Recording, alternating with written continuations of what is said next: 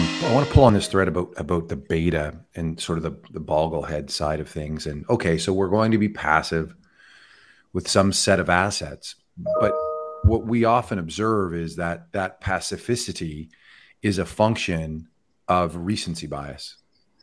And if we look now, you see this great predominance of US 60/40, which was not the case back in the mid noughts.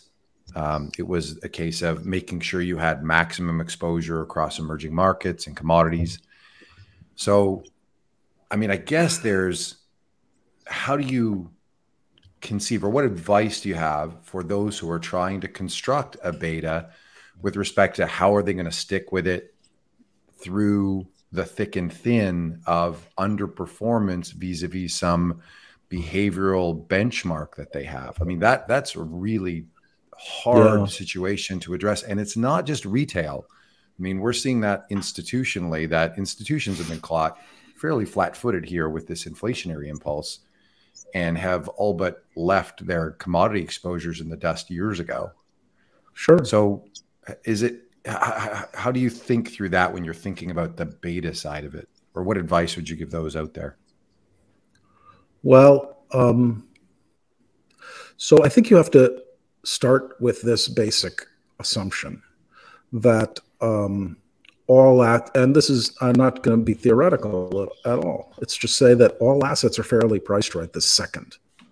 And then you say, how are those assets going to behave in all scenarios? And then you weight your asset allocation based on those. And so what assets are you considering, Andy? Just to pull a little bit deeper. I think Bridgewater has a great box diagram for how they consider asset allocation for all weather.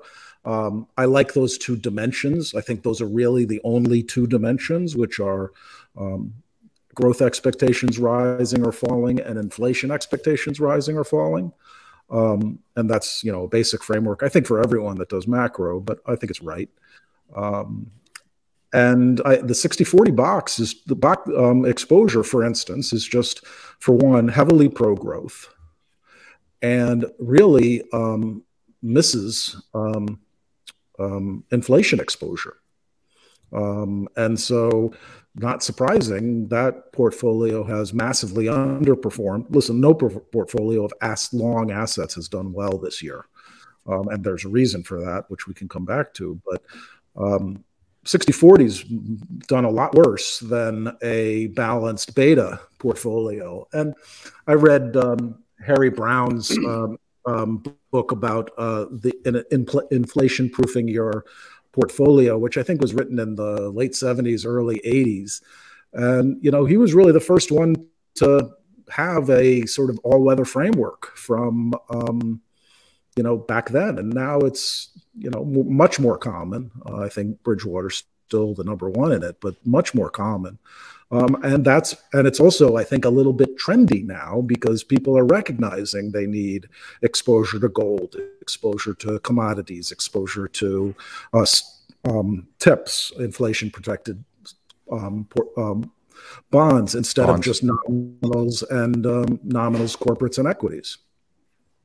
One thing that a lot of people get wrong, I think, is, sorry, Eddie, keep going. Yeah, that actually might be squeezing some of the prices of various inflation, pro-inflation assets up a little bit, and that actually might be an alpha opportunity as flows are chasing that type of investment as they delever the 60/40.